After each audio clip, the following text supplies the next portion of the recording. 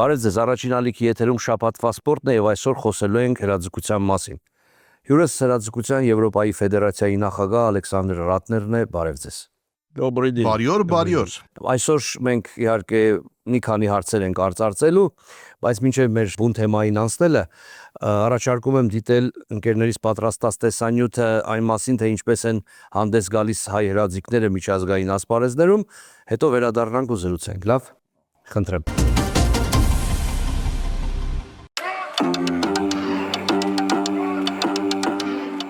Հրաձգության Հայաստանի հավաքականը 2025 թվականին փայլուն ելույթ ունեցավ միջազգային մրցահարթակներում, գրանցելով մի շարք բարձրակարգ արդյունքներ եւ հաստատելով իր դիրքը Եվրոպայի եւ աշխարհի առաջատար հավաքականների շարքում։ Ֆրանսիայի Շատորու քաղաքում անցկացված վազող թիրախ մրցաձևի Եվրոպայի առաջնությունում մեր հրաձիգները տպավորիչ տեսք ունեին, նվաճելով ընդհանուր առմամբ 17 մեդալ, 6 ոսկե, 7 արծաթե եւ 4 բրոնզե։ Մեծահասակների անհատական պայքարում 10 մետր մրցատարածությունում Եվրոպայի չեմպիոնի կոչումը նվաճեց Գոր Խաչատրյանը, իսկ 50 մետրում Հովհաննես Մարգարյանը։ Եվրոպայի փոխչեմպիոն դարձան Հայկ Մինասյանը եւ Գոհար Հարությունյանը, ովքեր իրենց կայուն եւ վստահ մրցելույթներով կարողացան անցնել բոլոր փուլերը եւ կանգնել պատվոհարթակի երկրորդ աստիճանին։ Բրոնզե մեդալների արժանացան Արուսյակ Գրիգորյանը, Լիլիթ Մկրտչյանը, ինչպես նաև Հովհաննես Մարգարյան, Արուսյակ Գրիգորյան զույգը։ Հայաստանի մեծահասակների հավաքականը գերազանց հանդես եկավ նաև թիմային պայքարում։ Տղամարդկանց եւ կանանց թիմերը տարբեր մրցաձևերում 3 անգամ դարձան Եվրոպայի չեմպիոն, 2 անգամ արծաթե մեդալակիր, 1 անգամ էլ նվաճեցին բրոնզե մեդալ։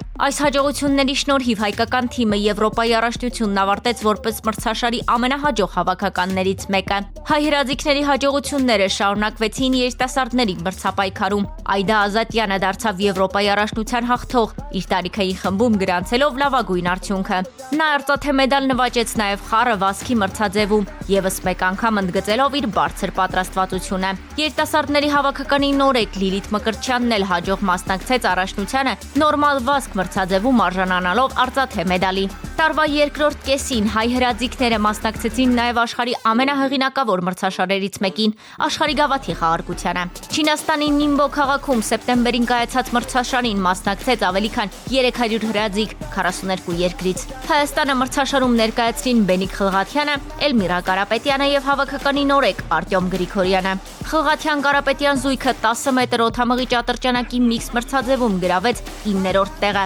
Թեև հայ մարզիկներն այս մրցաշարում չնվաճեցին մեդալներ, սակայն նրանց արդյունքները բավարար էին բարձր վարկանշային միավորներ վաստակելու եւ հաջորդ մրցաշարերում էլ պայքարը միջազգային մակարդակով շարունակելու համար։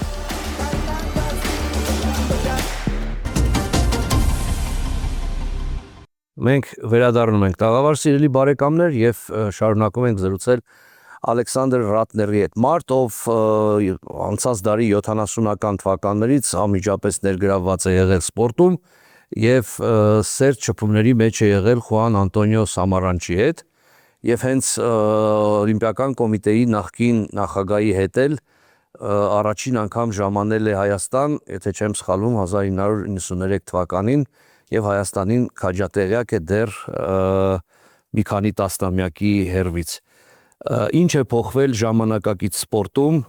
եւ ինչ փոփոխություններ եք տեսնում Հայաստանում ու հայկական սպորտում։ Այո, այդ ժամանակից ի վեր կյանքը փոխվել է բնականաբար։ Այո, տարիներ են անցել եւ ամեն ինչ փոխվել է։ Երբ մենք Խուան Անտոնիո Սամարանչի հետ 1993 թվականին եկանք Հայաստան խորհրդային միության փլուզումից հետո,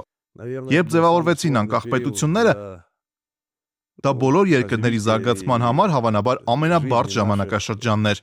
Իհարկե խոսել այդ երկրների հնարավորությունների սպորտի զարգացման մեջ գումարներ դնելու մասին հավանաբար հնարավոր չէր։ Մենք եկանք 1993 թվականին խորհրդային միության փլուզումից հետո, միջազգային օլիմպիական կոմիտեն դրանից առաջ էլ 1992 թվականի օլիմպիական խաղերի ժամանակ բնականաբար դժվարություններ ուներ մեր երկրների մարզիկների մասնակցության առումով։ Նրանք չէին կարող ընդունել։ Այն ժամանակ միացյալ թիմով մասնակցեց։ Այո, այդ ժամանակ արդեն անցել էին որակավորման մրցումները բոլոր մարզաձևերում։ Կազմակերպիչներն արդեն իրենց ընտրությունն արել էին, ամեն ինչ պատրաստ էր տեղավորման, մասնակցության եւ այլնի համար։ Եվ նրանք չէին կարող մեկ թիմից միանգամից 15 կամ 12 թիմ ստեղծել։ Ուստի 1991 թվականի սկզբին պայմանավորվեցին, որ կլինի միացյալ թիմ, իսկ հետո կճանաչեն բոլոր ազգային օլիմպիական կոմիտեները։ Եվ ահա մենք եկանք 1993 թվականին, Սամարան այցելեց բոլոր նախկին խորհրդային հանրապետություններ, որոնք այդ ժամանակ դարձել էին անկախ պետություններ, իրենց ազգային օլիմպիական կոմիտեներով, եւ հարց առաջացավ դրանց ճանաչման մասին, որպեսզի հետագայում կարողանային հանդես գալ որպես անկախ պետություններ։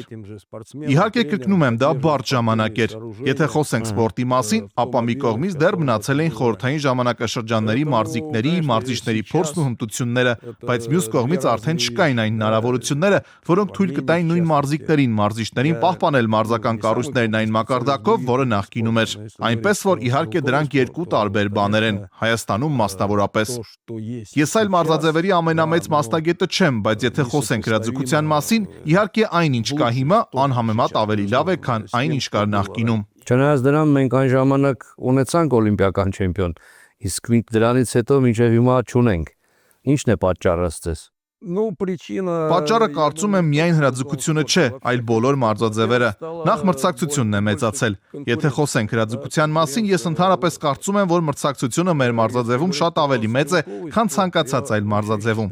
Եթե օլիմպիական խաղերի ամենատպավորիչ իրադարձությունը տղամարդկանց 100 մետր վազքն է, դու նախապես գիտես, որ կարող է հաղթել մեկը, մյուսը կամ առավելագույնը երրորդը։ Հրաձգության դեպքում 20 գուցե ավելի մարդ կարող են մեդալ նվաճել, կախված թե ում բախտը կբերի։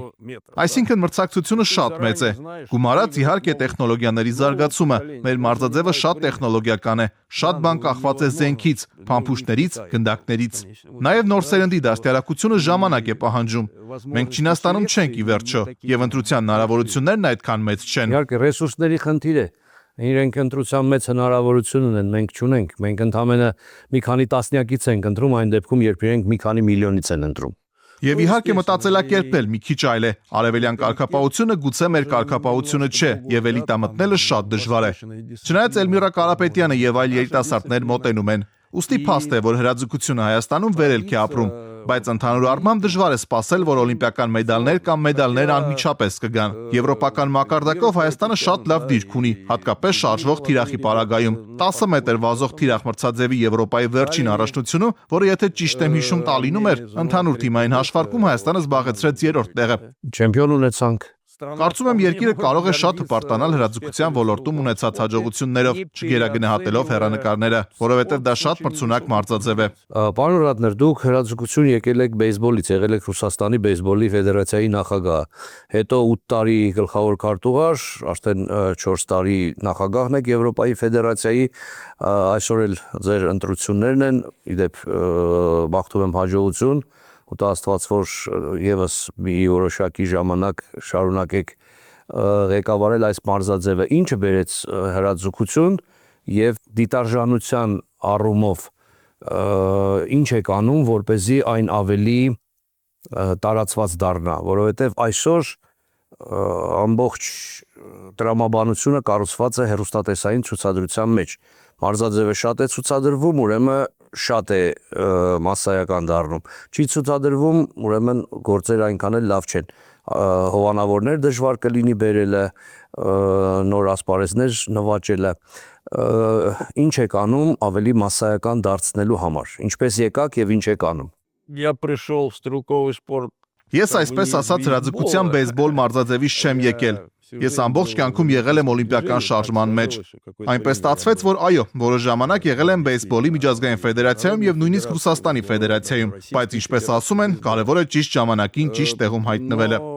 Դե այդպես ստացվեց։ Եվ Վլադիմիր Սերգեևիչ Լիսինը, որն այն ժամանակ Ռուսաստանի հրաձգության ֆեդերացիայի նախագահն էր եւ արդեն նաեւ Եվրոպայի բեյսբոլի ֆեդերացիայի նախագահն էր,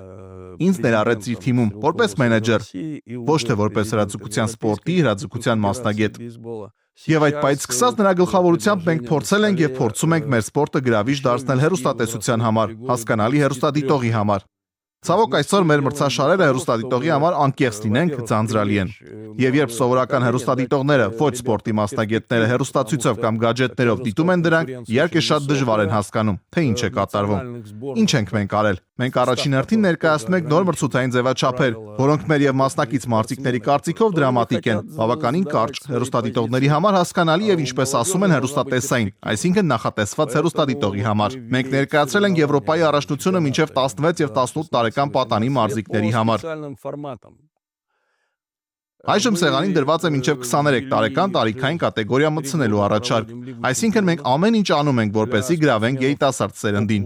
Երիտասարդներին հեռանկար տանք, քանի որ ինչպես արդեն ասացի, մրցակցությունը շատ մեծ է հավաքականներում, որոնց կազմը որպես կանոն փորձառու մարզիկներով նույնպես սահմանափակ է։ Նրանք նույնպես չեն ցանկանում զիջել իրենց դիրքերը, իսկ երիտասարդները պետք է հեռանկար ունենան։ Ուստի այս մրցումները մինչև 16-18 տարեկանների առաջնությունները հատուկ ձևաչափերով ենք ներկայացրել։ Մենք արդեն 3 տարի է ինչ բարձր մակարդակի մարզիկների համար անցկացնում ենք չեմպիոնների լիգաներ։ Եվ որ ամենակարևորն է, մենք ձգտում ենք Երևան հեռուստատեսությամբ։ Մեր տեսլականը մրցունակ լինելն է այլ մարզաձևերի հետ։ Մենք գիտենք, որ Տոկիոյի օլիմպիական խաղերի արդյունքներով հրաձգության հեռուստատեսային ռեյտինգը միջինից ցածր է։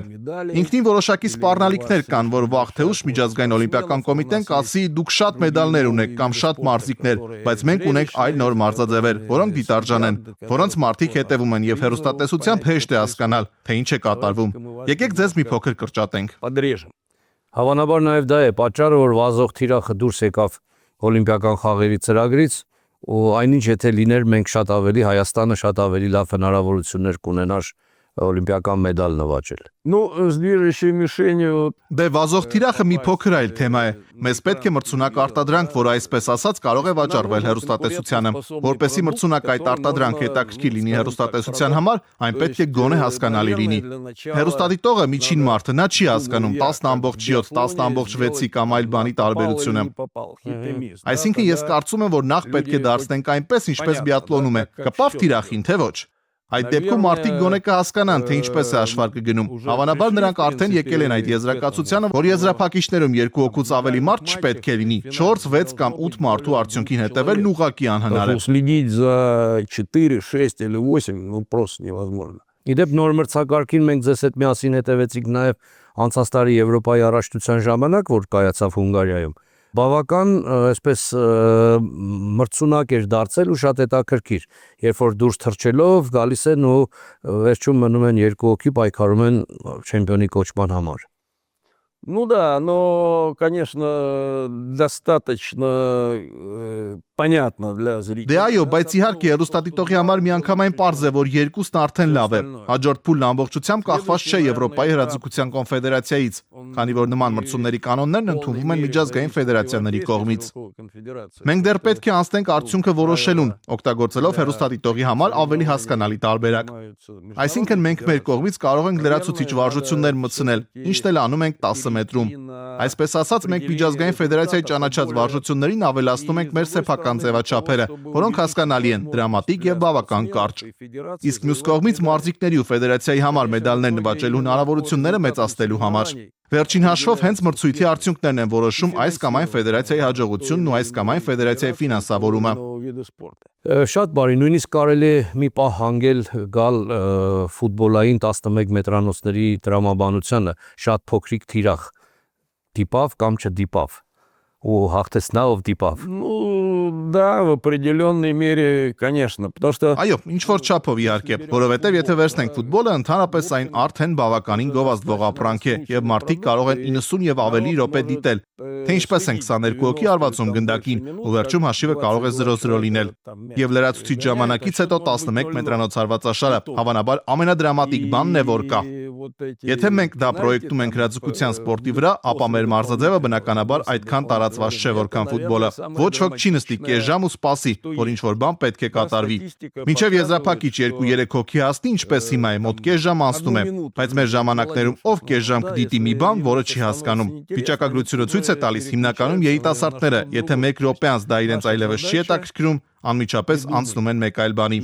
Այսինքն մեր խնդիրն է մտածել եւ մրցումների մեջ ներդնել առնվազն եզրափակիչների այնպիսի ձևաչափեր, որոնք կարճ են, հասկանալի, գրավիչ եւ կարող են գրավել հանդիսատեսի, հեռուստադիտողի ուշադրությունը։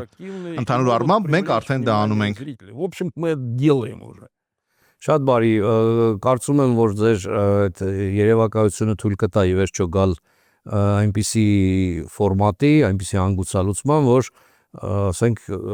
Լոս Անջելեսի օլիմպիական խաղերը շատ ավելի դիտարժան կլինեն, 28 թվականին, քան 24 թվականի Փարիզի խաղերն էին։ Ну, с Лос-Анджелесом ситуация сложная, то есть... Դե Լոս Անջելեսի հետ կապված իրավիճակը բարդ է։ Այսինքն դժվար է համարել, որ Լոս Անջելեսում ինչ-որ բան կկատարվի, քանի որ օլիմպիական վարժանքների կանոնները կամ այն վարժությունները, որոնք ներառված են օլիմպիական խաղերի ծրագրում, սահմանում է Միջազգային ֆեդերացիան։ Միջազգային ֆեդերացիան ցավոք շատ պահպանողական է։ Չեմ ուզում ասել, որ այն չի ուզում փոխվել, բայց ամեն դեպքում դեռ չի պատրաստվում դիտարժան դարձնելու ուղղությամբ փոփոխություններ կատարել։ Դրա համար եմ ասում, եթե Աստված մի առասցե Լոս Անջելեսում մեր մրցումների վարկանիշը նույնքան ցածր լինի, որքան ասենք Փարիզում, ապա հետևանքները այնքան էլ լավ չեն լինի։ Могут быть не очень хорошие. Ամեն դեպքում Հայաստանում հրաձգություն սիրում են եւ 2026 թվականին Երևանում կայանալիք Եվրոպայի մեծահասակների առաջնությունը վստահ եմ, որ կանցնի շատ դիտարժան ու ամենակարևորը տրիբունաներում շատ հանդիսատես կլինի։ Ես դրանում չեմ կասկածում։ Я тоже не сомневаюсь, что трибуны будут полные зрители. Ես նույնպես չեմ կասկածում, որ տրիբունաները լեփ-լեցուն կլինեն հանդիսատեսով, որովհետև մարզաձևն ինքնին հետաքրքիր է եւ Եվրոպայի առաջնության ծրագիրը պարունակում է հենց այն ձևաչափերը, որոնց մասին ես խոսեցի, եւ հայ մարզիկները հիմնականում մրցունակ են եւ կարող են ոչ թե մեկ, այլ մեկից ավելի ոսկե մեդալ նվաճել հայրենի հողում։ Եվ իհարկե մենք գիտենք, որ սա հրաձգության Եվրոպայի առաջին առաջնությունն է Հայաստանում մեր սպորտի գոյության ընթացքում։ Եվ ես կարծում եմ, որ բոլոր այդ փաստերն ու փաստակները պետք է նպաստեն, որ մարդիկ գան տրիբունաներ, ոգևորեն իրենց մարզիկներին ու տեսնեն, թե ինչ են անում։ Народ придет на трибуны, за своих поболеет и посмотрит, что мы делаем. Շատ բարի մենք ձեզ սպասում ենք փետրվարի վերջ 2026 թվականին միասին կվայելենք այդ առաջնությունը, չեմ կասկածում եւ խնդրելու եմ պատասխանել մեր հեռուստադիտողների հարցերին։ Մարիամ, եթե ունենք հարցեր, խնդրեմ մեր ժյուրը պատրաստ է պատասխանել։ Բարև ձեզ, պարոն Ռատներ։ Դուք երկար ժամանակ եք ղեկավարում Եվրոպայի ֆեդերացիան։ Ինչն է ձեզ ամենաշատը ոգեշնչում այս աշխատանքում։ Прежде всего меня воодушевляет то, что мы можем Ինձ առաջին հերթին ոգեշնչում է այն, որ մենք կարող ենք նպաստել սպորտի զարգացմանը բոլոր երկրներում եւ աջակցել երիտասարդ մարզիկներին, աջակցել բարձրակարգ մարզիկներին։ Ամեն ինչ անենք, որպեսզի մեր սպորտը վերջապես հայտնվի հեռուստատեսությունում։ Հեռուստատեսությամբ ցուցադրվելուց հետո կարծում եմ դրական փոփոխություններ եւ հովանավորներ կլինեն։ аудитории. Ինչպես եք տեսնում հրաձգության ապագան թվայնացման եւ նոր տեխնոլոգիաների ֆոնին։ Стрелковый спорт один из тех видов спорта. Հրաձգությունն այն մարզաձևերից է, որը բնական է եղել մարդկանց համար հազարամյակի ընթացքում։ На протяжении тысячелетий он, наверное, меняется, но Այն փոփոխվում է, բայց որսորդները կրակում են։ Դա մարդու էության մեջ է։ Ուստի հրաձգության սպորտի ապագայի հարցում ոչ ոք չի կարող կասկածել։ Այն եղել է, կա եւ կլինի։ Հարցը միայն օլիմպիական խաղերին ներկայացնելու ձևն է։ Եվ մենք գիտենք, որ այս կամ այն մարզաձևի նկատմամբ ուշադրությունն էականորեն կախված է նրանից, թե կոնկրետ մարզաձևն ինչպես է ներկայացվում օլիմպիական խաղերում։ Այսինքն մեր խնդիրն է մրցունակ արտադրանք դառնանք միջազգային օլիմպիական կոմիտեի համար։ для Международного олимпийского комитета. Այս տարիների ընթացքում բոլոր այն միջոցառումները, որին ներկա եք եղել, որն է ամենաշատը տպավորվել։ Если говорить о стрелковом спорте, меня больше всего впечатлил чемпионат Европы. Եթե խոսենք հրաձգության մասին, ապա ամենաշատը տպավորել է մինչև 16 եւ 18 տարեկանների Եվրոպայի առաջնությունը, որն առաջին անգամ անցկացրինք անցյալ տարի։ Երբ մտա սպորտի պալատ եւ տեսա 100-ից ավելի երիտասարդների, որոնց աչքերը փայլում էին, որոնք կարգապահ են, ես տեսա, որ բոլորը դրական են տրամադրված։ Եվ անմիջապես հասկանում ես, որ ընդհանուր առմամբ ապագան լավ ձեռքերում է։ Երիտասարդությունը մեր ապագան է։ Երբ կարողանում ես ինչ-որ դրական բան անել մեր երիտասարդ սերնդի համար, բնականաբար դու ինքդ էլ էմոցիաների մեծ լիցք ես ստանում եւ ուզում ես ելի աշխատել նրանց համար։ Заряд эмоций, хочется еще что-то делать для них. Հայաստանում ինչն եք ամենաշատը հավանել։ Люди, друзья, Մարդիկ, ընկերները շատ հավատարիմ, հյուրընկալ ու ճիշտ մարդիկ։ и Ու նաև կերակուր։ правильные люди. Ու կերակուրը չէ նաև։ Ну, еда это само собой, еда. Դե ուտելիքն անշուշտ, հիմա կարող ենք ասել կոնյակի մասին, բայց գլխավորը իհարկե ժողովուրդն է, հավատարիմ։ Արդեն ասում եմ, ընկերներս, երկար տարիներ տարբեր հարցերում մենք միմյանց աջակցում ենք, առանց սպասելու, որ դրա դիմաց ինչ-որ բան կստանանք։ Սա ամենաարժեքավորն է ինձ թվում է։ Это вот самое ценное, мне кажется. Շնորհակալ եմ անկեղծ պատասխանների համար։ Շնորհակալություն, պարոն Ռատներ, մենք դեռ հանդիպելու ենք, մենք դեռ 2026-ին Եվրոպայի առաջնությանն ենք հանդիպելու, շատ էլի հանդիպումներ կլինեն, Տա Աստված, որ այդ լավատեսությունը չկորի ու մենք խոսենք նոր նվաճումների մասին։